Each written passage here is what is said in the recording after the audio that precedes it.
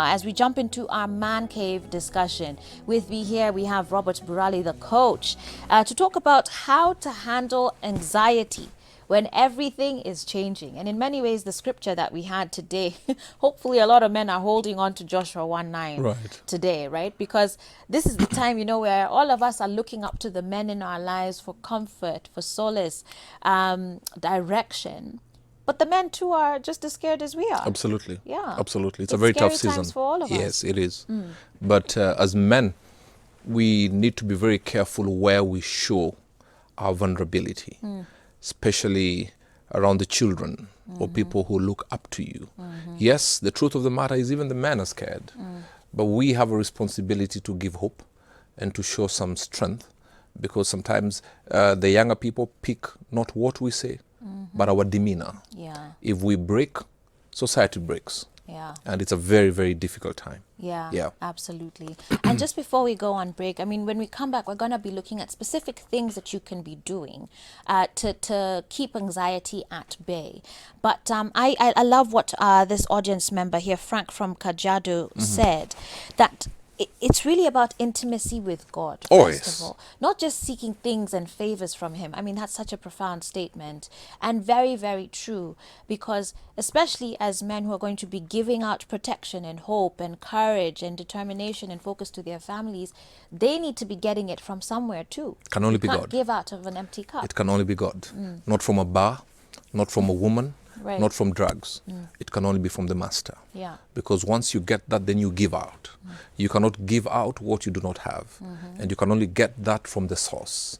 And the source, we just don't look for him like, you don't use him like an insecticide. When there's a mosquito, then you say, okay, fine, where is it? And then you spray. You must have a very close walk. You must know him intimately, that you can even hear his voice, that he will tell you, in this season, I want you to walk this way. In this season, I want you to hold back. At this moment, I want you to say this. You understand what I'm saying? And then after you've given people hope like that, you then need to come out and come away with him again for a refilling and then a new word. Because if you don't go to him for a refilling, you'll be akin to that person eating dinner during breakfast time. You'll do the right thing, but at the wrong time. So there's a time to tell people, get in there and stand strong. There's a time to tell people, it shall be well. There's a time to be hard. There's a time to be soft. You understand what I'm saying? But you have to walk with God so closely that you know when to release what and for what season. This is the time to separate the wheat from the chaff. Oh, absolutely. Oh, this is the time that, men are going to shine. Oh, it's happening. And we certainly hope so. It's happening. Great. Well, we're going to take a short break. I'll be back with Robert in just a bit as we touch on what are some of the practical steps you can begin taking to keep anxiety at bay. And if you know a man in your life and they're not watching the show, please do call them and tell them the coach is here in studio. They need to be paying attention to this right now. 22999 is the SMS line. I'll see you shortly.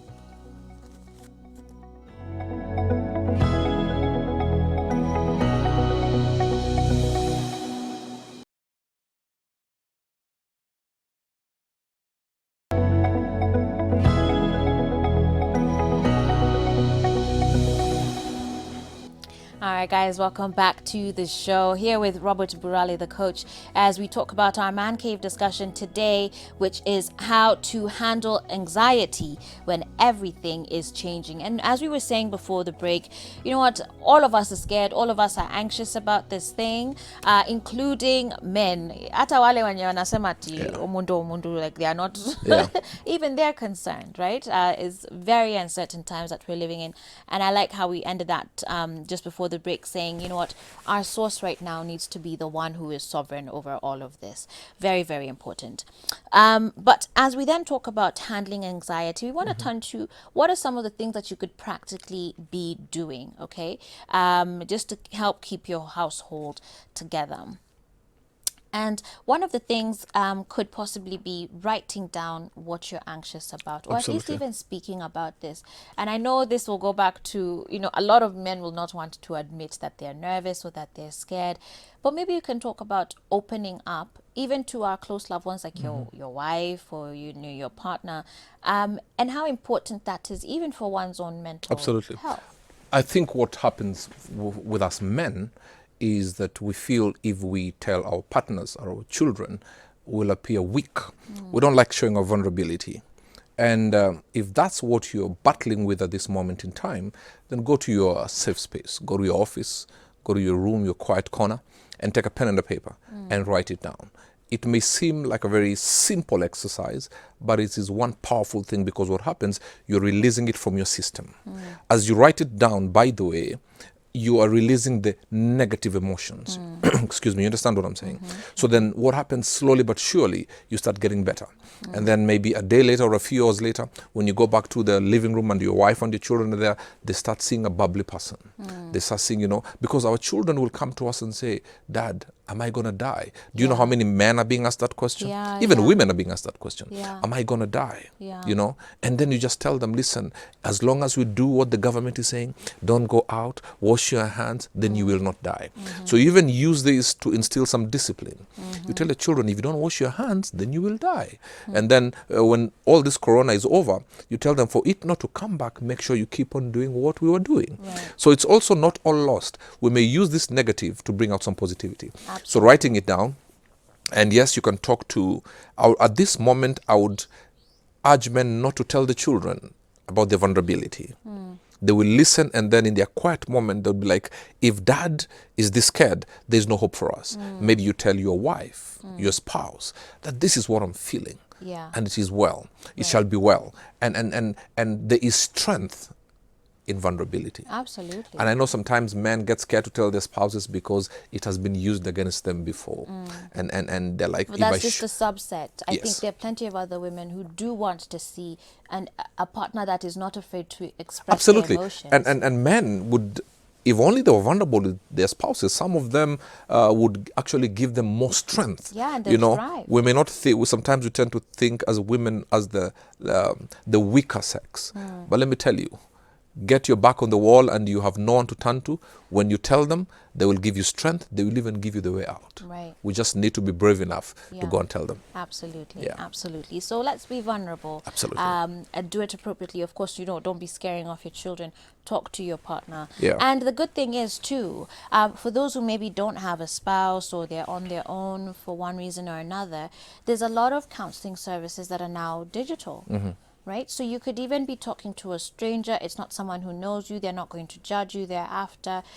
Because there's a lot of people, Robert, who at this point, we're seeing how many of the self-employed, their incomes are just dwindling before their eyes, or businesses are shutting down, having to let go of staff.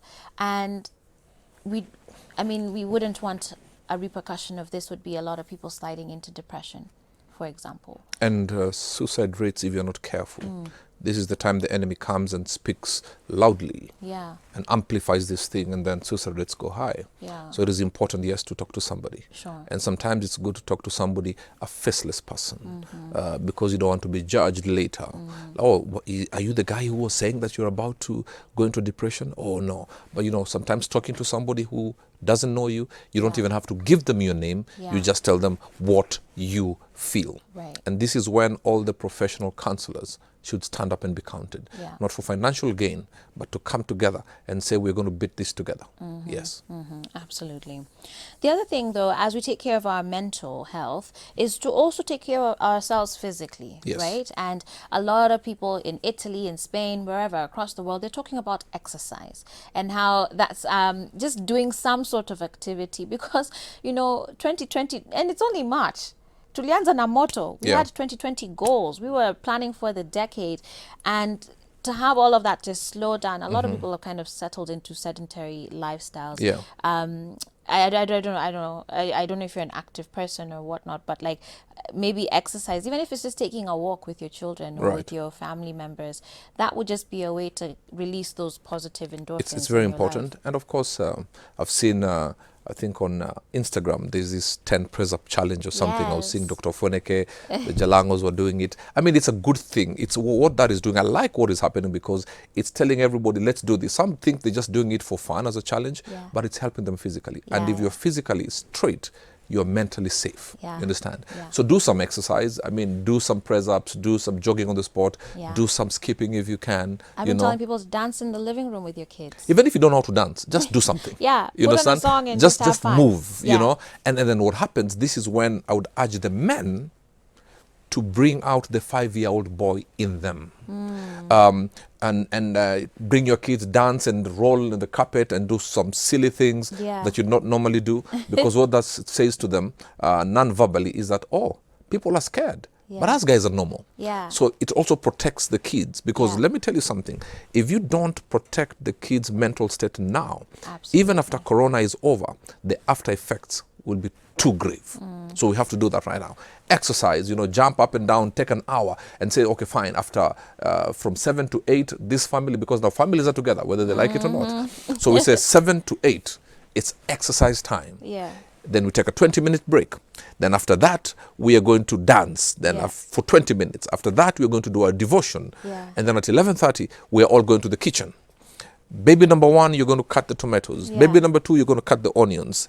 The dad, sit back and have your tea as you watch. Just some fun thing, Or even the dad go to the kitchen and do something. We need that right now. Absolutely. The stress, there's thickness in the atmosphere. I tell you, Madam Joyce, the thickness is so tangible. There's hopelessness. Because the truth of the matter, people will lose jobs. Careers will be rendered dead. I was saying on my Facebook Live yesterday, wedding MCs, you better brace yourself. The days of having 200-300 people in weddings is over. We'll now get used to 20 people in a wedding. They will not need an MC. So there will be, the few jobs will be for the people who will up their game. So the stress levels, you can touch it. You can feel, oh my goodness, what's going to happen 5 years from today? I have my mortgage. I have kids I have to pay school fees. I have my life to live. But it looks like this thing, another 2-3 months like this, no money is coming in. What's going to happen? So please do those things to get those things away. Because let me tell you, if we are not careful, Madam Joyce, suicide is going to happen like we're breathing. So we need to be proactive. The problem is sometimes we tend to be reactive. So let's be proactive. Even as we are going through these crazy waters right now. Absolutely. And it's just making me think of how important it is. Maybe this is the time to reconcile, right? With people that you've not had a good relationship with. Because at this point, we need each other desperately. Number one, we need each other to be disciplined individually. We need each other to be collectively disciplined as far as staying at home, following the regulations, washing your hands, not infecting spaces. We need each other, like literally to that level. But we also need each other emotionally, as you're saying. And maybe this is also one of those moments, like if you've been at a difficult point with someone, perhaps this is an opportunity for you to reconcile. And I'm sure there are plenty of men like that. I'm thinking of people who have stepped away from their children or stepped away from their wives. Is there a message for them, you think, during this time? Yes, because what this has shown us, in the blink of an eye, it can all end. Life changes. Yes. Life has changed forever. That one, we just got to be serious about that. But this has told you that you may be healthy, you may be doing your full body checkup once a year, but something will just come, and in the twinkling of an eye, not you're your done. money, yes, not your nothing. science, right not now, your money, anything. Your academic credentials count for nothing. Right. All you got to do is just pick We're up. We're literally all at a level playing field. Yes, we're on ground zero, all of us. It's amazing how life works. Somebody said, I was watching Chris Kirwa, he was saying now, I think the difference is, I think somebody was saying this yesterday, that now, gone are the days now, America cannot come to help us because they're also dealing with it. Worse than we are. New York is like a ghost town, they say. It's hell. Right. You were telling me about the California governor. Yes. California saying that in the next 8 weeks, the projection is 25 million people will have coronavirus. Isn't that a hopeless situation? Right. I saw the British Prime Minister, and I watched this live when he says now lockdown, and he finished by, and he was choking, and he says, suddenly, many will die.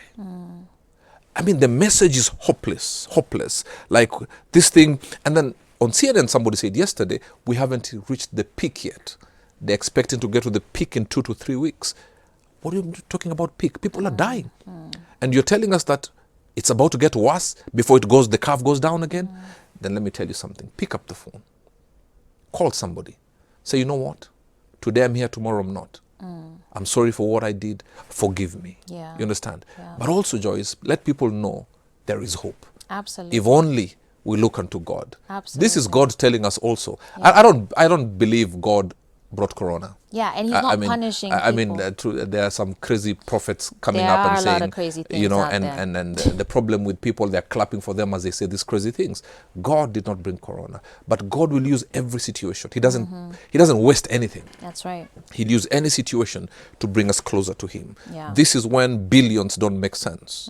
This is when academic credentials count for nothing. Yeah. This is when we just say, God, who are you without depending you, on? Right. we are done. Absolutely. It is only the hand of God that can stop this wave. Yeah. But God will come into the affairs of men when men call him in prayer. You know what, Robert? I feel like this is, and I might be taking this off tangent just a little bit from Right. Man Cave, but Yeah. I feel like because of what you're saying, and I know that there are plenty of men there who have not been the spiritual heads of their family. Yes. So already they don't have a point of reference. They don't have anything to tell their families. Yes. What would you say to the ones who maybe have been agnostic? Or the ones who just don't even believe in God?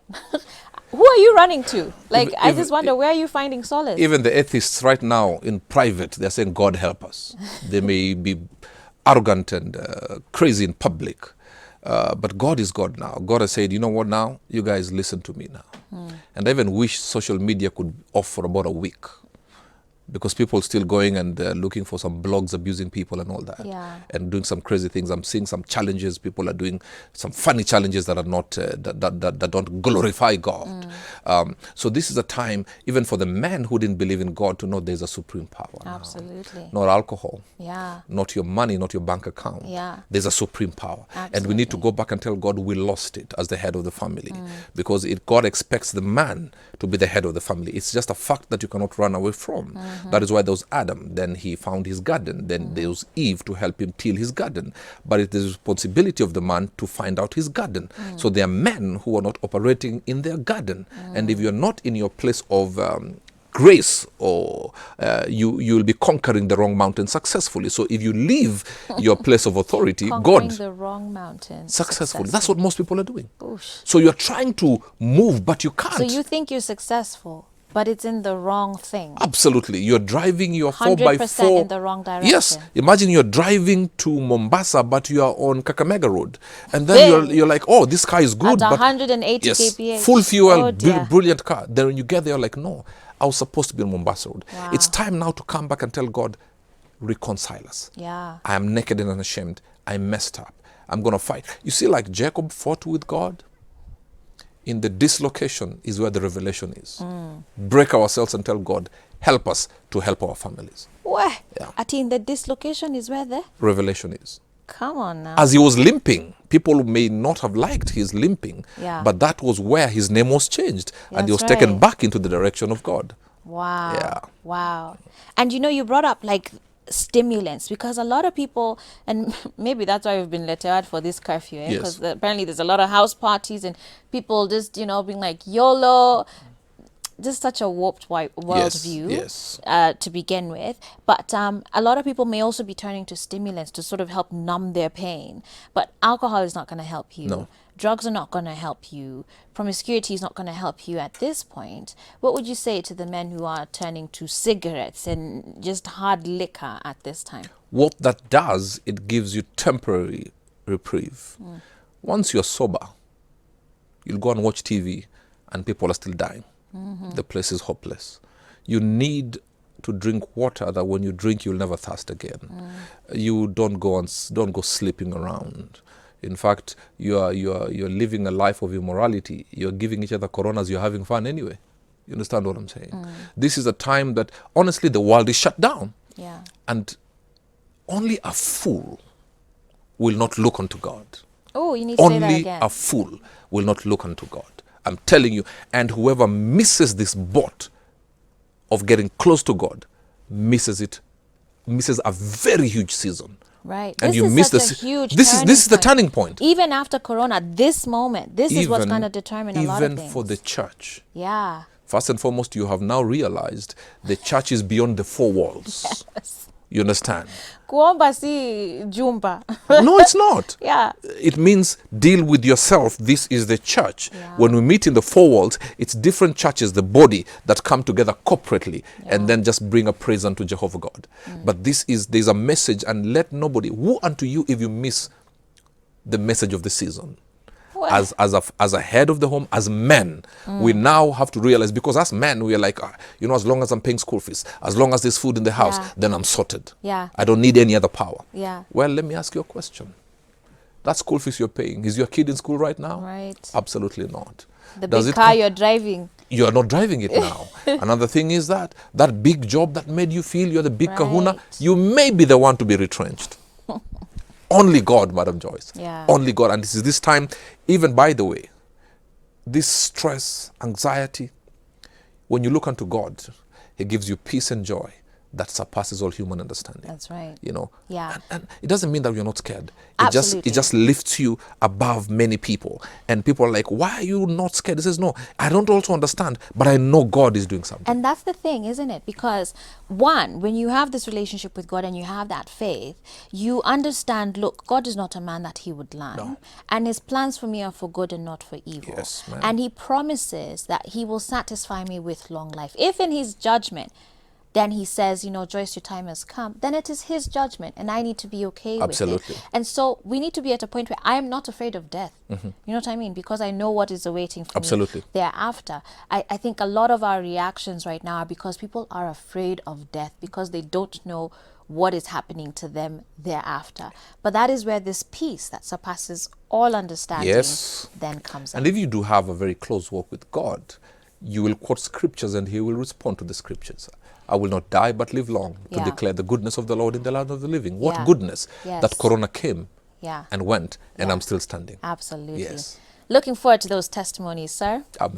Yeah, thank you very much for your time and My your pleasure. company, and just challenging us to really shift our mindsets and let this is the season. You know how they say it takes 21 days to build a habit? I think this is going to be a very long 21 days, quote unquote, if you get my drift. We need to be building those habits now so that post this thing, let us be different people. Let us be different fathers, different mothers, different spouses. Let us be different citizens of this country, different politicians, different leaders. Let's actually, take lessons from Push this more on and the politicians push it. as well. We'll call you back. They need a special hour. Absolutely. Absolutely. They need a special hour. But Robert, thank you once again for coming onto the show. Thank you for very having quickly, me. you did mention your Facebook Live. Tell us again, are you going to be doing that again? How can people contact you? Yes, just follow me on Israel Robert Burale. Once in a while, I do come on Facebook, not to bring negativity, but I believe God expects us to use the influence He has given us to propagate good things and not negative things. So, Israel Robert Burale on my Facebook, and my Instagram is Burale1. Okay, great. Well, guys, we're going to take a short break now.